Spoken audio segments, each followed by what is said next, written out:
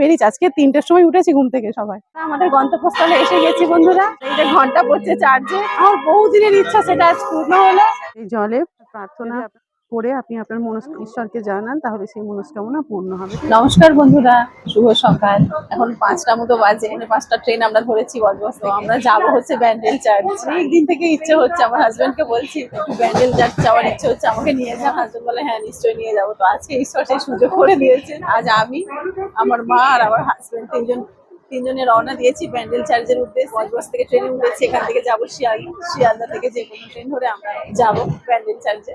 তো ওখানে কিছু আপনাদের সঙ্গে নিশ্চয়ই শেয়ার করবো, একটা জায়গা আপনাদের ঘুরে দেখাবো। অবশ্যই আমাদের সঙ্গে থাকবে, আশা করি আপনাদের ভীষণ ভালো লাগবে। আমার কেমন লাগছে? ভালো, খুব ভালো লাগছে। আমার মা না ট্রেন চড়তে খুব ভালোবাসে, জানো তো। উনি বাসে টাসে করে যেতে চায় না। আমি বলি যাচ্ছি যখন তুমিও চলো আমাদের সাথে। বড়রাজি মতো হচ্ছিল, বাবা যেহেতু বাড়িতে আছে। আমি চলো না, কোনো অসুবিধা হবে না। এখন বাজে 8টা 20, আমরা এই মাত্র ব্যান্ডেল জংশনে পৌঁছলাম। এবার এখান থেকে টোটো ধরে আমরা ব্যান্ডেল চার্চে পৌঁছাবো। আমার সাঙ্গ পাঙ্গরা সব আছে, আমার মা চলো। আমরা ব্যান্ডেল স্টেশন থেকে টোটোতে উঠে পড়েছি, যাবো ব্যান্ডেল চার্চ। আমরা আমাদের গন্তব্যস্থলে এসে গেছি বন্ধুরা। আর এই যে ঘন্টা পড়ছে চার্জে, আমার বহুদিনের ইচ্ছা সেটা আজ পূর্ণ হলো। ঘন্টার ধ্বনি বাজছে, ব্যান্ডেল চার্চ। আর এই দেখুন ঘন্টার ধ্বনি বাজছে চার্চে।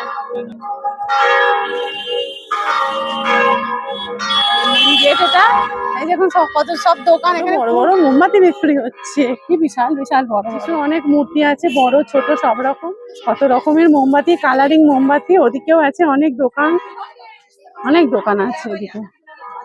মোমবাতি নিলাম, অনেক সাইজের, কত সাইজের মোমবাতি, বড় বড় একদম মোটা মোটা। আর এই যে এটা মেন গেট, উপরে লেখা আছে ব্যান্ডেল ব্যাসিলিকা, আর নিচে লেখা আছে ওই গির্জা দর্শনের সময়। আর এখানে কোনো প্রবেশ মূল্য লাগবে না, দেখুন পরিষ্কার লেখা আছে। যাই ভিতরে। চার্চটা দেখুন বন্ধুরা কি সুন্দর, উপরে একদম ক্রুশ আছে, উপরে অনেক মানুষজন আছেন। চার্চটা খুব বড়।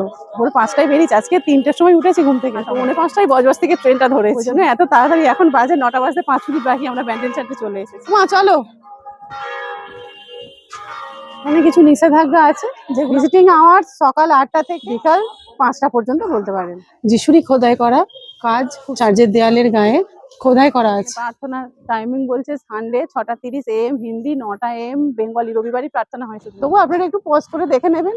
গির্জায় ঢুকেই যিশুদের সঙ্গে যেভাবে সময় কাটিয়েছেন সেই একটা দৃশ্য এখানে আছে। যিশু দাঁড়িয়ে বসে আছেন, দুহাত তুলে আহ্বান করছেন। আহ্বানের একটা স্ট্যাচু এখানে আছে, পিছনেই আছে ক্রুশ।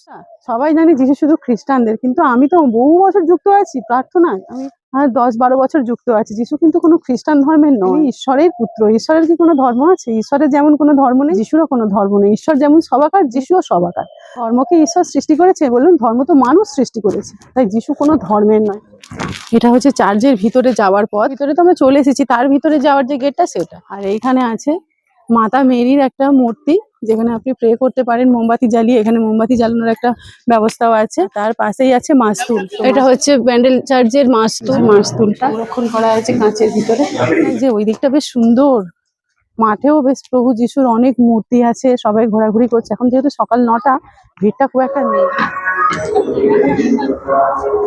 এই যে বন্ধুরা, চার্চের ভিতরে প্রভু যিশু এরকম একটি মূর্তি আছে।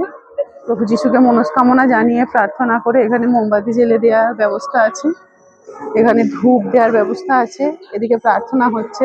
এই জলে যদি আপনার প্রার্থনা করে আপনি আপনার মনস্কামনা প্রভু যিশুকে জানান, ঈশ্বরকে জানান, তাহলে সেই মনস্কামনা পূর্ণ হবে। এখানে খুচরো পয়সা দিয়ে সবাই প্রার্থনা করে। যিশুর সব বিভিন্ন ছবি এখানে আছে। এটা প্রার্থনা রুম, এই যে দেখতে পাচ্ছেন, এটা প্রার্থনা রুম। এখানে প্রার্থনা চলছে, সমস্ত ছবি আছে। যখন এসেছিলেন যে ঘটনাগুলো ঘটনার সময়কালে সেইগুলোর ছবি এখানে দেওয়া আছে। দেখছেন কি সুন্দর প্রার্থনা হচ্ছে, এদিকে সবাই যাচ্ছেন। ওই চার্চের উপরে আমরা উঠেছি, আর উপরেও সব প্রার্থনা হচ্ছে।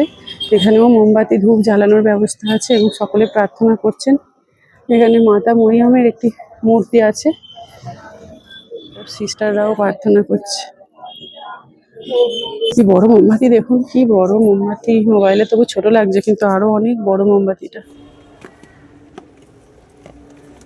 এখানে পবিত্র জল লেখা আছে গির্জার মধ্যে, এখান থেকে জল নেওয়া যেতে পারে। কোনো রোগ হয় বা কোনো সমস্যা হয়, এই জল যদি আমরা বিশ্বাসের সঙ্গে খাই অসুস্থতার সময়, তাহলে সেই রোগ থেকে আমরা মুক্তি পাবো। প্রভু যিশু নামে যদি এই জল আমরা খাই। বলুন, কেউ অসুস্থ হলে লকেট, ছবি সবকিছু বিক্রি হচ্ছে, সবাই কিনছেও, অনেক কিছু বিক্রি হচ্ছে। সুন্দর সব লকেট, প্রভু যিশুরই সবকিছু বিক্রি হচ্ছে।